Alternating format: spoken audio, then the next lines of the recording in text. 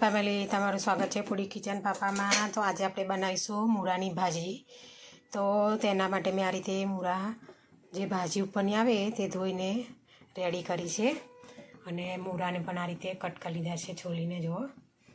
તો સૌથી પહેલાં તેમાં આપણે થોડું મીઠું નાખી દઈશું। આ રીતે તેને 5-10 મિનિટ માટે રહેવા દઈશું મીઠું નાખ્યા પછી, કારણ કે તેમાંથી પાણી જે મીઠાનું છૂટે તે આપણે કાઢી નાખવાનું છે। તેટલા માટે તેને જો આ રીતે મસળી કાઢીશું હાથની મદદથી।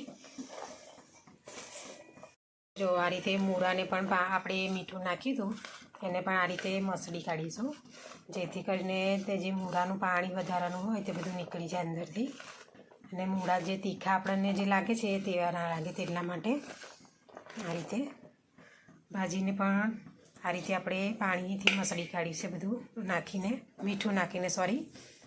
હવે તેને આપણે ધોઈ નાખવાની છે મસળીને। આ રીતે આપણે જે મીઠું મૂળામાં નાખ્યું હતું તો આ રીતે પાણી છૂટે તે કાઢી નાખવાનું છે આપણે। જો આ રીતે તેને હવે 4-5 પાણી આપણે ધોઈ લઈશું આ રીતે, જેથી કરીને જે મીઠાનો ભાગ છે તે નીકળી જાય અને પાણી પણ નીકળી જાય તેનું। આ રીતે ધોઈ તેને આ રીતે ડબ્બાઈને મૂળા આપણે કાઢી લઈશું એક વાસણમાં અલગથી। તેનું વધારાનું પાણી બધું કાઢી લેવાનું છે આ રીતે। આ રીતે એક કઢાઈ લઈ લીધી છે, તેમાં મેં આ રીતે તેલ રેડી દીધું છે। તેલ થોડું હસેકું ગરમ થાય એટલે તેમાં આપણે જીરું નાખીશું વઘારમાં।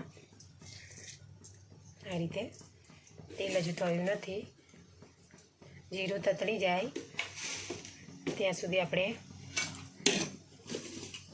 તેમાં લસણ નાખવાનું છે।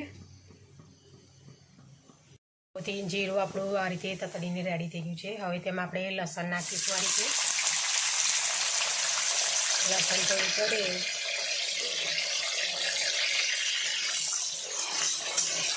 એટલે તેમાં આપણે લીલા મરચાં નાખી દઈશું। આ રીતે થોડું શેકી લેવાનું છે લસણને। આપણે લસણ થોડું અચકચરું શેકાવા દેવાનું। આપણું લસણ શેકાઈ ગયું છે, હવે તેમાં આપણે લીલા મરચાં નાખી દઈશું આ રીતે। હવે આપણે જે મૂળા ધોઈને રાખ્યા છે તે નાખી દઈશું આ રીતે।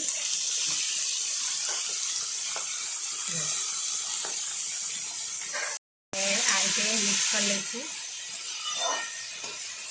મૂળા પહેલાં આપણે નાખી દેવાના, જેથી કરીને ચડી જાય તેટલા માટે।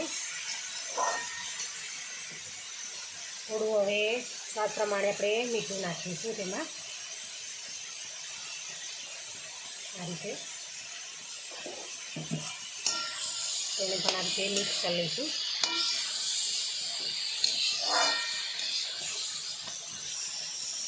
હવે તેને આપણે ચડવા દઈશું મીડિયમ ટુ લો ગેસ પર। તો જો ભાજીને આપણે આ રીતે અંદર મીઠું નાખી અને તેને મિક્સ કરી દઈએ। તેમાંથી પણ પાણી આપણે કાઢી લેવાનું છે આ રીતે મસળીને। તો જો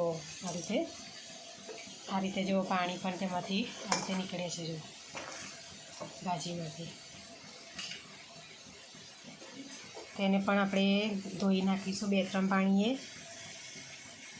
તો આ રીતે તેને પણ આપણે 2-3 પાણીએ ધોઈ લેવાનું। ભાજીને પણ આ રીતે મસળીને કાઢી લેવાનું, પાણી તેનું વધારાનું કાઢી નાખવાનું આપણે ઉપરથી આ રીતે જો ધોયા પછી તેને આ રીતે મસળીને કાઢી લેવાનું। તો ભાજીમાં પાણી તમારે છૂટે નહીં તેટલા માટે આપણે કોરી ભાજી બનાવવાની છે તેટલા માટે આપણે મૂળા જે ચડવા માટે મૂક્યા હતા આ રીતે થોડા શેકાઈ જાય પછી આ રીતે આપણે જે ભાજી ધોઈને રાખી છે તે નાખી દઈશું આ રીતે ઉપરથી।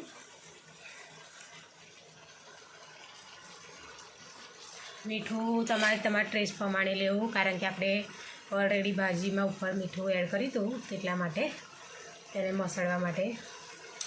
તો તમારે ચાખીને મીઠું નાખવું તમારી રીતે। હવે તેને આપણે મીડિયમ ટુ લો ગેસ ઉપર તેને ચડવા દઈશું અડધો કલાક માટે। તેને આ રીતે ઉપરથી ઢાંકી દઈશું આપણે। આ રીતે અડધો કલાક થઈ ગયો છે, હવે તેને આપણે ચેક કરી લઈશું આ રીતે ચડ્યા છે કે નહીં મૂળા। તમારે ચેક કરી લેવાનું આ રીતે ચડી ગયા છે મૂળા। હવે તેને આપણે મસાલા કરીશું, તો થોડું કશ્મીરી લાલ મરચું આ રીતે નાખીશું, થોડું તીખું મરચું નાખીશું આપણે, કારણ કે ઓલરેડી લીલા મરચાં નાખેલા છે એટલે આપણે માપનું નાખીશું બધું. થોડી હળદર નાખીશું આ રીતે, થોડો ધાણા પાવડર નાખીશું ને આપણે મિક્સ કરી લેવાનું છે. જે મસાલા કર્યા તે પછી આપણે આ રીતે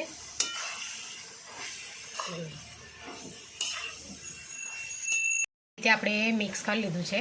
હવે તેને આપણે 10-15 મિનિટ માટે ઢાંકીને ચડવા દઈશું, જેથી કરીને મસાલા બધા કમ્પ્લીટ આપણા ચડીને રેડી થઈ જાય તેટલા માટે. જો આ રીતે આપણે ભાજી થોડી ચડીને રેડી થઈ ગઈ છે. તેને આ રીતે મિક્સ કરી લઈશું. હવે ફરી કમ્પ્લીટ ચડી ગઈ છે. મસાલા આપણે જે કર્યા તે બધા. હવે તેમાં આપણે થોડું બેસન નાખી દઈશું આ રીતે ઉપરથી. જો આ રીતે થોડું આપણે મીઠું નાખીશું, કારણ કે આપણે મીઠું થોડું ઓછું છે તો આ રીતે ઉપરથી આપણે એડ કરી દઈશું. હવે થોડું તેલ રેડીશું ઉપરથી, આપણે જે બેસન નાખ્યું છે એટલા માપનું. થોડું મરચું નાખીશું.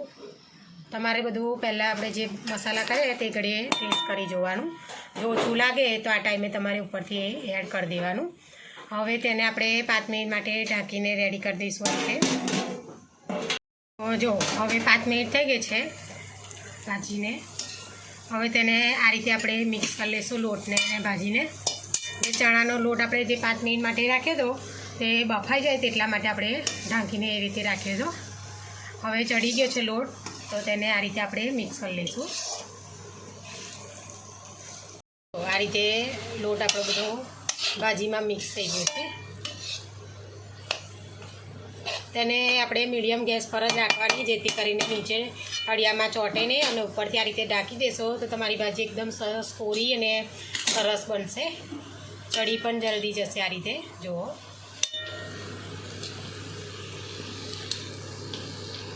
તો જો આપણી ભાજી બનીને રેડી થઈ ગઈ છે. હવે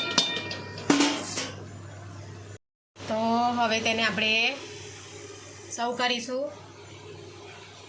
એ મૂળાની ભાજી આ રીતે રોટલી સાથે સર્વ કરી છે. તમે રોટલા સાથે પણ ખાઈ શકો છો, દાળ ભાત કે ખીચડી કઢી સાથે પણ આ રીતે.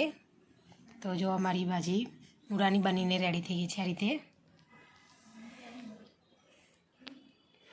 તો જો અમારી વિડીયો તમને પસંદ આવી હોય તો લાઇક શેર સબસ્ક્રાઈબ કરવાનું ભૂલતા નહીં. Thanks for watching.